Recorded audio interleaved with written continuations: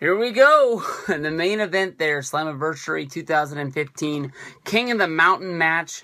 What a match it was. Really, really fun. Lived up to the hype of all the past King of the Mountain matches. Definitely isn't something that I think a lot of people have been really clamoring for, but, the story that they told, Jeff Jarrett coming back to the company, he's able to pull out and get the big victory to end it all, being the first King of the Mountain champion. They're really making this feel like this is a big-time deal, and this is a big-time event.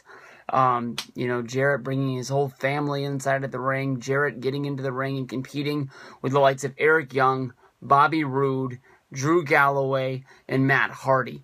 Right away, right as the match started, Jeff Jarrett basically lets the emotions get to him. The crowd is chanting, you still got it. They haven't seen him in a long time. He pulls out the good old Jeff Jarrett strut, and he's strutting across the ring, and he gets rolled up by Bobby Roode for the 1, 2, 3. He's sent to the penalty box. Bobby Roode instantly becomes the first guy eligible to get into the match. From there, Jarrett spends 2 minutes in the penalty box, and as soon as he gets out of the penalty box, he's attacked by Eric Young. Eric Young gets him into the ring, rolls him up for another quick victory, and right off the bat, Jeff Jarrett is inside of the penalty box for a second time.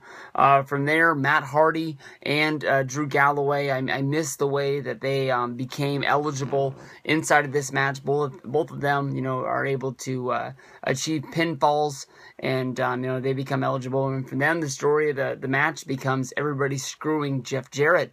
All of the TNA wrestlers sort of banding together. We see inside of the penalty box at the same time, Bobby Roode and Eric Young sort of come together, basically saying, as singles, we can't beat all of those guys, but as we come together, us too can beat those three guys because they're not going to band together. And we basically see a Team Canada reunion with them, throwing the "Oh Canada," and then we see Eric Young attack Bobby Roode, sort of putting that to a real quick stop, and the fight continues. But every time Jeff Jarrett sets up a move for himself to get a pinfall to become eligible to go and place the championship, he keeps on getting screwed by either Galloway, Matt Hardy, the Canada brothers. Everybody's screwing him, but one thing leads to another. Jeff's finally able to become the last member of the match to become eligible for this. We see him hit the stroke, get the pin. Lots of moves in this match. Big time moves from everywhere. One of the biggest spots of this is basically Galloway climbing up on top of the penalty box, jumping off and diving down onto all four competitors. Really another cool spot was Eric Young attacking Jeff Jarrett and basically setting him up for a pile driver, which we thought was going to be right on the corner of the ring. And instead, he, pile drives him right onto a ladder, which was, strut from the ring to I think he was on the announce table, but I'm not sure.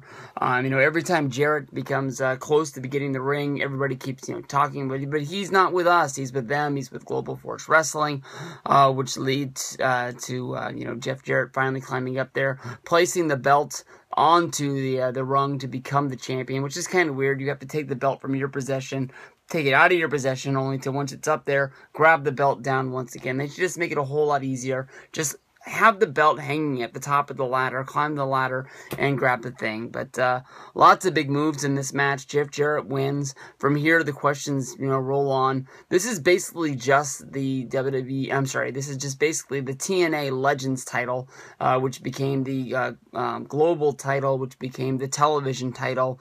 It's a little bit glitz and glammed up. It's not a whole lot of a change. It looks like the same belt that you remember with Booker T holding back in the day. But they're making a big deal. Jeff Jarrett is going to be taking his King of the Mountain championship, and he's going to be taking it to Global Force. There more than likely is going to be a lot of backstage vignettes with Jarrett and the title about what they're doing. TNA, this is the title that doesn't really mean anything. They don't need it to continue on. It's not the World Heavyweight Championship that Kurt Angle and EC3 are going to be fighting over.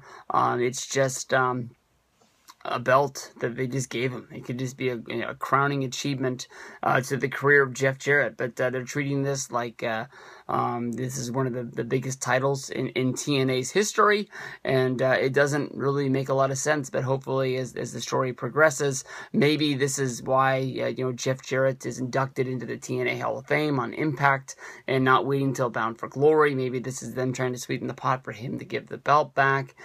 Maybe this is them trying to get him there and then they attack him in the back, which starts the Global Force versus TNA rivalry, and TNA actually becomes the heels of the group, maybe. I'm not 100% sure, but off the top of my head, I mean, I've been thinking about this for days since they said Jarrett was going to be in this match, and that there was going to be a new championship, and it was the name of the King of the Mountain Belt, which right off the bat told me that I thought Jarrett was going to win, so I should be ready for this, but I don't know, my mind is racing. We'll have to see what comes of the story in the foreseeable future.